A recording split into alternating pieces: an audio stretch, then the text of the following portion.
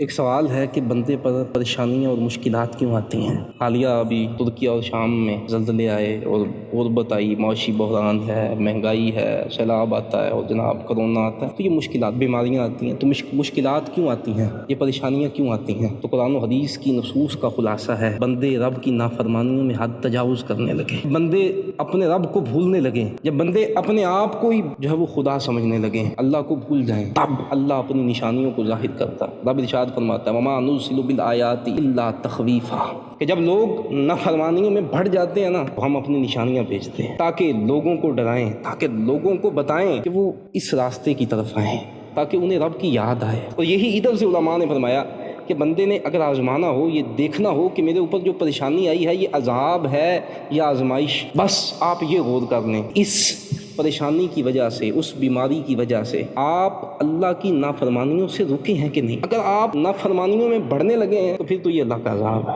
اگر اس پریشانی نے آپ کے سامنے بڑی بڑی عمارتیں زمین بوس ہو گئیں، دیکھا آپ نے کتنی بڑی عمارتیں زمین بوس ہو گئیں، پورے شہر تباہ ہو گئے، سیلاب آیا پورے علاقے تباہ کر کے گیا چلا، اور اگر یہ دیکھ کر رب کی نافرمانیوں سے دل ڈرنے لگے، رب کا خوف دل میں آ جائے تو سمجھ لیں یہ آزمائش ہے، اور اگر آپ کو ڈر نہ لگے اور آپ نافرمانیوں سے باز نہ آئیں تو سمجھ لیں یہ اللہ کا عذاب ہے۔ پھر اللہ کا خوف، پھر ہمیں دعا کرنی چاہیے کہ اللہ ہمیں اپنا خوف عطا کرے، پھر اللہ سے معافی بھی مانگنی چاہیے۔ یہ ساری باتیں ایک جانب ہیں، یہ قرآن و حدیث یہ سمجھانا ایک طرف ہے۔ اگر آپ صرف یہ سمجھ لیں کہ فرق صرف اہمیت کا ہے، اس چیز کی اہمیت بندے کی نظر میں زیادہ ہونا تو بندہ اس کے بارے میں سوچتا ہے، اس کو ہر وقت اس کا مطمع نظر وہ چیز ہوتی ہے، بندہ اس کو اپنے ہر فعل اور قول میں آگے رکھتا ہے۔ جیسے ایک مثال دیتا ہوں، ایک بندہ وہ 20 25 30 کلومیٹر دور نوکری کے لیے جاتا ہے، تو اگر اسے نوکری پر یہ کہہ دیا جائے کہ صبح تو نے 4 بجے یا 3 بجے پہنچنا ہے، تو ہو سکتا ہے اسے گاڑی نہ ملتی ہو، لیکن یہ میں آپ کو گارنٹی دیتا ہوں کہ اگر وہ 4 بجے اس نے پہنچنا ہے تو وہ 3:30 بجے وہاں پہنچ جائے گا، کیونکہ اس کی نظر میں اس کی اہمیت ہے۔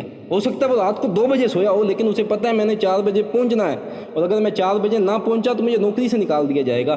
2 بجے بھی سوئے گا تو رات کو 10 بار اٹھ کے دیکھے گا کہیں ٹائم تو اوپر نہیں ہو گیا، لیکن وہی کہے گا کہ مجھے، ویسے تو بہت پکا مسلمان ہے، ویسے تو اسے بس وہ یہی کہے گا کہ مجھے جاگ نہیں آتی نماز کے لیے، اب وہ یہی کہے گا میں نے الارم تو لگایا تھا پتہ نہیں چلا۔ صرف فرق اہمیت کا ہے۔ قرآن و حدیث سارا اپنی جگہ، لیکن یہ اہمیت اگر دل میں پیدا ہو گئی نا تو پھر زیادہ سمجھانے کی ضرورت نہیں رہے گی۔ تو بندہ جس کی نظر میں دنیا کی اہمیت آخرت سے زیادہ ہے، بس آخرت کی اہمیت پیدا کرنے کی دیر ہے۔ اگر وہ اہمیت پیدا ہو گئی نا تو پھر اور کچھ سمجھانے کی حاجت نہیں رہے گی۔